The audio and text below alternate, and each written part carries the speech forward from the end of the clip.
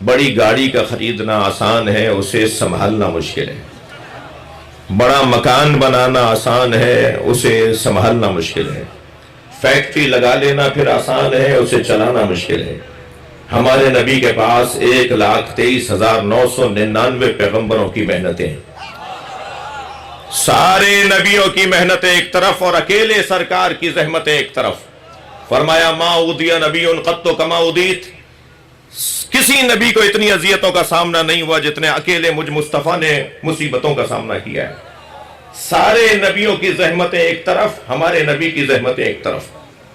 اب نبی کے پاس 1,23,999 پیغمبروں کی محنتوں کا سرمایہ، خود اپنی محنتوں کا سرمایہ۔ خیال مبارک میں بار بار آتا تھا کہ اللہ یہ محنتیں بچیں گی کیسے؟ اللہ نے اعلان کیا وَلَا سَوْفَ يُعْطِيكَ رَبُّكَ فَتَرْضَىٰ، بہت جلد تمہارا رب اپنی ایک عطا کے ذریعے تمہیں راضی کرے گا۔ اس آیت کو ملا لیجئے اس آیت کے ساتھ اِنَّا أَعْطَيْنَاكَ الْكَوْثَرَ، ہم نے تمہیں فاطمہ زہرا عطا کر دی۔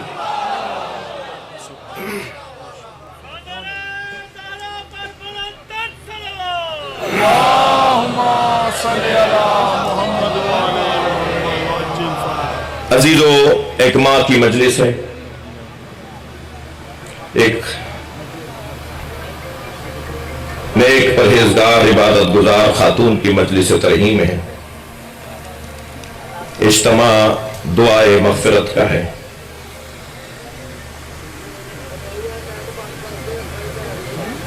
خواتین کے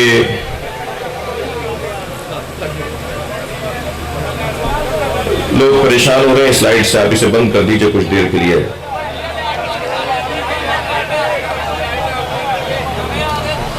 بس شکریہ، ایک بلندر صلوات کے ذریعے میری بات کو کرو۔ السلام علیکم۔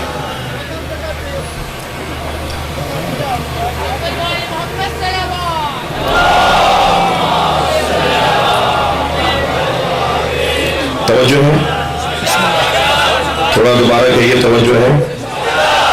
توجہ ہے تو بلندر صلوات ہدیہ کریں۔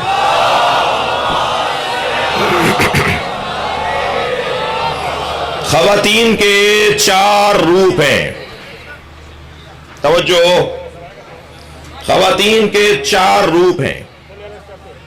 خاتون کا پہلا روپ، پہلی تصویر، پہلا عنوان زندگی وہ ہے تمہید زندگی۔ دوسرا عنوان اصل زندگی۔ تیسری تصویر نتیجہ زندگی۔ چوتھی تصویر حسن زندگی۔ خاتون کی مجلس ترحیم ہے، خاتون کے اصالِ ثواب میں ہم جمع ہیں، ان کی مغفرت کی دعا کرنے آئے ہیں۔ خواتین کے 4 روپ ہیں۔ پہلا روپ تمہید زندگی، دوسرا روپ اصل زندگی، تیسرا روپ نتیجہ زندگی، چوتھا روپ حسن زندگی۔ وہ جو تمہید زندگی ہے اسے کہتے ہیں بیٹی۔ توجہ، بہت شکریہ، آپ کی توجہ میرے ساتھ ہے۔ ظاہر ہے مغفرت کی اس اجتماع کے اندر شخصیات تشریف فرما ہو رہے ہیں، سابق گورنر صاحب تشریف فرما ہیں۔ میں ان سب کے لیے ہمیشہ دعا گو رہا ہوں، آئندہ بھی ان کے لیے خیر خواہ ہوں۔ آپ سب سے بھی پاکستان کی سالمیت، پاکستان کے معاملات کی بہتری، وطن عزیز میں جو مسائل ہیں ان کی آسانی کے لیے آپ سب سے گزارش کروں گا کہ خاص دعاؤں اور خاص مناجات میں پاکستان کو ہر روز یاد کریں، صبح شام یاد کریں۔ میں کل ہی کربلا معلیٰ اور نجف اشرف سے لوٹ کر آیا ہوں، اور وہاں بھی مولا علی کے مزار پر اور حضرت امام حسین کے مزار پر پاکستان کے لیے خاص دعائیں ہم نے کی۔ ہمیں یقین ہے نا امیدی تو ویسے ہی کفر ہے، نا امید نہ ہو۔ جب بھی کبھی ایسا مسئلہ آیا ہے غیب سے مدد ہوئی ہے، اور انشاءاللہ دوبارہ پاکستان کو غیب سے مدد فراہم ہوگی، اور ہمارا وطن ہمیشہ سے زیادہ کچھ مدت کے بعد انشاءاللہ ہمیشہ سے زیادہ بہتر انداز سے آگے بڑھے گا۔ پاکستان کی سالمیت، بقا، اس کی نظریاتی اور زمینی سرحدوں کی حفاظت کے لیے میں گزارش کروں گا نبی اور آل نبی پر درود ہدیہ کریں گے۔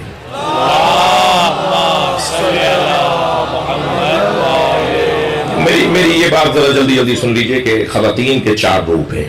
ایک ماں کی مجلس ہے، خاتون کی مجلس ترحیم ہے.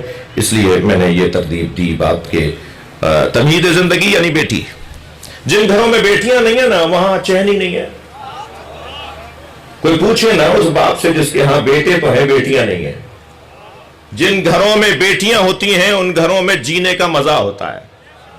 ایک صاحب کے 6ٹی بیٹی ہوئی تو وہ لڈو بانٹ رہے تھے. تو کسی نے کہا صاحب یہاں تو پہلی بیٹی ہو جاتی ہے تو گردن لٹک جاتی ہے، آپ کے 6ٹی بیٹی ہوئی ہے تو آپ لڈو بانٹ رہے ہیں. تو کہنے لگے کیا کروں، بیٹا ہوتا تو اسے پڑھانا پڑتا، بیٹی اللہ کے ہاں سے تہذیب پڑھ کر آتی ہے. بیٹی اللہ کے ہاں سے آداب پڑھ کر آتی ہے، اخلاقیات پڑھ کر آتی ہے. اب میرے اس جملے کے بعد ذرا آپ اپنے اپنے گھروں میں ذرا جائزہ لیجئے. جن گھروں میں بیٹیاں ہیں ان گھروں کی رونق ہی کچھ اور ہے، اور جن گھروں میں بیٹیاں نہیں ہیں ان گھروں کی اداسی ہی کچھ اور ہے. تو بیٹی یعنی تمہید زندگی. توجہ، جلدی جلدی میں اپنے مضمون کو مکمل کروں گا. دوسرا عنوان خاتون کا ہے اصل زندگی، جسے زوجہ کہا جاتا ہے. یہی بیٹی جب اپنا روپ بدلتی ہے تو زوجہ بنتی ہے. زوجہ شوہر کے لیے مددگار ہے، نوکرانی اور خادمہ نہیں ہے. زوجہ ایک معاشرے کی تشکیل میں مرد کی مددگار ہے. دنیا کا کوئی سسر اپنے داماد سے یہ سوال نہیں کرتا جو سرکار دو جہاں نے اپنے داماد مولا علی سے کیا. شادی کے دوسرے روز مولا علی سے پوچھا بتاؤ میری فاطمہ کو کیسا پایا، اور سوال تو سوال، جواب کتنا عظیم اور حسین ہے. فرمایا یا رسول اللہ نعم العون علی طاعت اللہ، میں نے فاطمہ کو اللہ کی اطاعت میں مددگار پایا ہے. زوجہ شوہر کے لیے اور شوہر زوجہ کے لیے اللہ کی بندگی میں مددگار ہے. یہ دوسرا عنوان ہے جسے اصل زندگی کہتے ہیں، خاتون کا دوسرا روپ. خاتون کا تیسرا روپ نتیجہ زندگی، جب یہ ماں بنتی ہے. اس کا یہ عنوان بہت ہی منفرد عنوان ہے. مجھے معاف کیجئے گا، ایک مثال دینے جا رہا ہوں جو معمولاً دیہی زندگی رکھنے والوں کے لیے آسان ہے. ہمارے گھروں میں ایک پرندہ پالا جاتا ہے جسے ہم مرغی کہتے ہیں.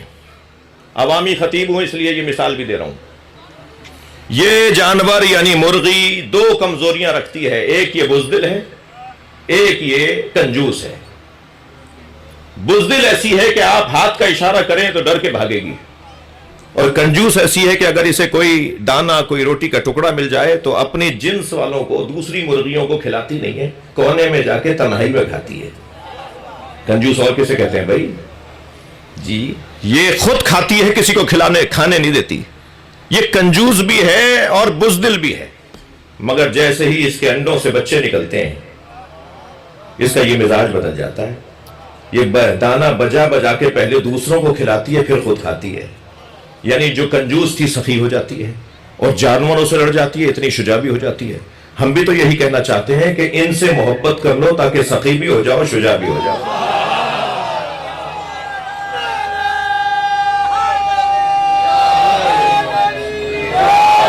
دوسرا عنوان اصل زندگی، تیسرا عنوان نتیجہ زندگی، وہ ہے ماں.